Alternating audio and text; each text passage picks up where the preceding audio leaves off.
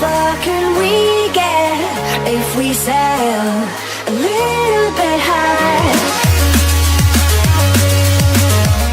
Aleppo's largest square was packed with people of all ages, young men performing a folk dance, children playing, others buying ice cream, popcorn, peanuts and salted pumpkin seeds.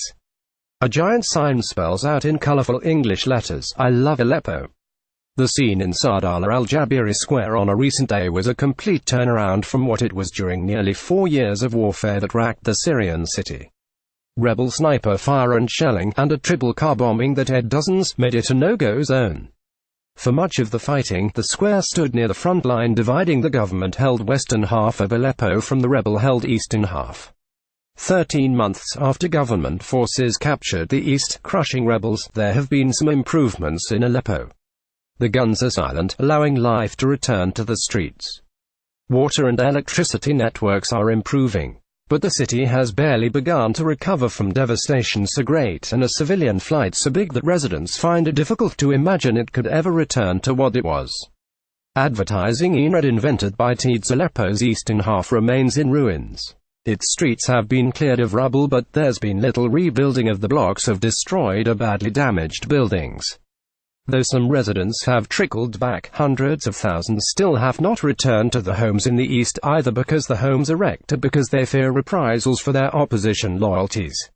Also, after the victory by the forces of President Bashar Assad, there's little sign of attempts at reconciliation in Syria's largest city or talk of how part of the city rose up trying to bring down Assad's rule.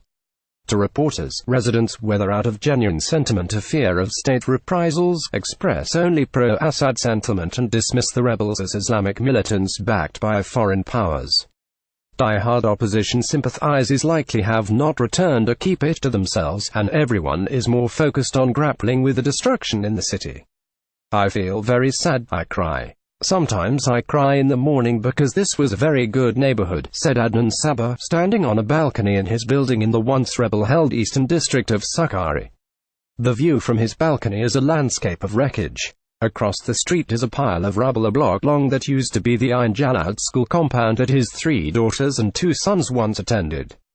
Beyond it stand apartment buildings that have been sheared in half, their internal staircases jutting out exposed. The building adjacent to Sabah's has been leveled to a hill of broken concrete, rebar and stone. Sabah's own 6-story building still stands, but the top 3 floors have had all the walls blasted away, leaving slabs of concrete floor dangling precariously. The 47-year-old construction worker fled to live in the coastal town of Jabal 5 years ago as soon as the rebels overran Aleppo's east. All 3 of his daughters are married to soldiers in Assad's army, so he feared the fighters would not tolerate his presence. In the autumn of last year, he returned home and fixed up his apartment on the 2nd floor where he now lives with his wife and youngest son, Hamza. He relies on generators set up in the neighborhood because, like most other parts of East Aleppo, there's no electricity in Saqqari. The government is still working to reinstall electricity poles. But running water has been restored, though it's available only every other day, as is the case throughout the city east and west. Aleppo, with a pre-war population of 2.3 million, was Syria's largest city and its commercial center. More than that, it was a culture all its own within Syria.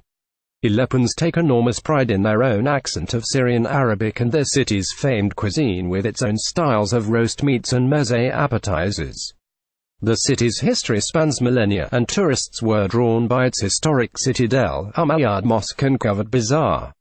But it became one of the most vicious battlegrounds of Syria's still ongoing war. In July 2012, rebels stormed eastern parts of the city where they found a welcome among many of its poorer residents. For the next few years, the opposition fighting Assad around the country saw their enclave in Aleppo as the jewel of their uprising, the strongest urban center.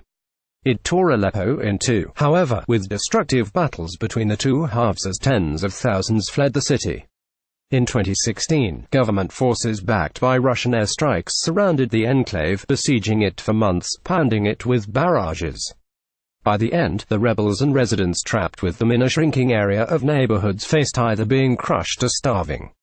In December 2016, they surrendered. The rebels were sent to opposition territory elsewhere, while the few remaining residents were evacuated, leaving the eastern sector, once home to well over 1 million people, a shattered, empty shell. Since then, some have filtered back. The top UN official in Syria, Ali al-Zaatari, said the numbers are uncertain but that the UN is aware of close to 200,000 now living in the east, based on those who have registered for assistance. Most of the factories in Aleppo's 15 industrial districts are still closed, many of them damaged either from looting or from bombardment by government forces when they were held by rebels. Despite the relative peace, insurgents on Aleppo's western outskirts fire shells occasionally. That has slowed the return of production at Laramoon, an industrial district only few hundred yards from rebel positions. Ghassan Nazi, owner of a textile factory in Laramoon, said that once the rebels are pushed back, he will reopen his business.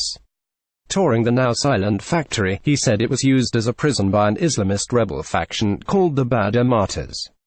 He said HES suffered some $5 million in losses. He blames everything that tore apart his city on neighboring countries that he said plotted to destroy Aleppo as an economic engine.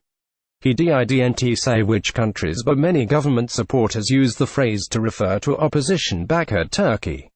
They simply want to turn us from producers to consumers, he said. In western Aleppo, where damage was much less, there's a feeling of liberation from life under warfare. Power comes several hours a day and will soon run around the clock. Sandbombs that had been set up on many streets have been removed, and security checkpoints have been pulled from the heart of the city to its entrances, freeing traffic. El Noor, a 51-year-old woman who drives a taxi, the only female cab driver in the city, she says, has seen a boost in work. She can now operate in the east, where conservative women call her for their errands to avoid riding with a male driver. El Noor also works as a DJ at women-only parties or weddings, which have become more frequent now with a relative peace. One of the songs that I play a lot is Kep Khaled's C'est la vie, she said, referring to a popular Algerian singer. She added that Aleppo's women also like to dance to Canadian singer Celine Dion, Shakira and Lebanon's Najwa Karim. Between her two jobs, El Noor, who is divorced and who lost a son, Ed, while fighting as a soldier in Assad's army, makes more than $100 a month, a bit more than a typical civil servant's salary. Aleppo will again become the jewel of the Middle East, she boasted. At Saadallah al-Jabiri Square, Mustafa Kaddour churned out popcorn as parents lined up to buy from him. He said his sales have tripled. The liberation of Aleppo was a turning point for us in this city. People now feel safe and go out, said the father of 5. Nearby, Abdulatif Mazlawi, a 21-year-old law student, performed a traditional dance known as Dabki with a group of his friends. Aleppo is my soul, he said. Aleppo was wounded and now it is being cured.